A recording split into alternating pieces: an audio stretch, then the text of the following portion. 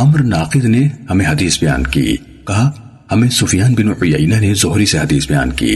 انہوں نے عروہ سے، انہوں نے زینب بنت ام سلمہ رضی اللہ تعالیٰ عنہ سے،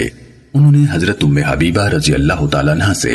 اور انہوں نے حضرت زینب بنت جحش رضی اللہ تعالیٰ عنہ سے روایت کی کہ نبی کریم صلی اللہ علیہ وسلم اپنی نیند سے بیدار ہوئے جبکہ آپ فرما رہے تھے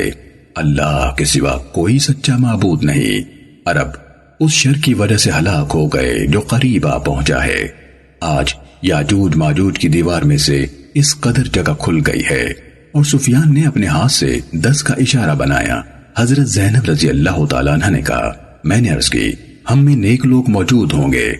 پھر بھی ہم ہلاک ہو جائیں گے؟ فرمایا ہاں، جب شر اور گندگی زیادہ ہو جائے گی۔ صحیح مسلم حدیث نمبر 7235۔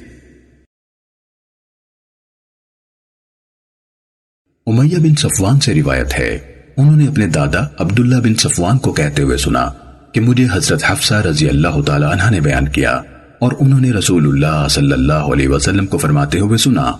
ایک لشکر اللہ کے اس گھر کے خلاف جنگ کرنے کے لیے اس کا رخ کرے گا، یہاں تک کہ جب وہ زمین کے چٹیل حصے میں ہوں گے تو ان کے درمیان والے حصے کو زمین میں دھسا دیا جائے گا، ان میں سے ایک علیحدہ رہ جانے والے شخص کے سوا جو ان کے بارے میں خبر دے گا، اور کوئی زندہ باقی نہیں بچے گا۔ تو ایک شخص نے ان کی بات سن کر کہا، میں تمہارے بارے میں گواہی دیتا ہوں کہ تم نے حضرت حفصہ رضی اللہ تعالی عنہ پر جھوٹ نہیں باندھا، اور میں یہ بھی گواہی دیتا ہوں کہ حضرت حفصہ رضی اللہ تعالی عنہ نے نبی کریم صلی اللہ علیہ وسلم کے بارے میں جھوٹ نہیں کہا۔ صحیح مسلم حدیث نمبر 7242۔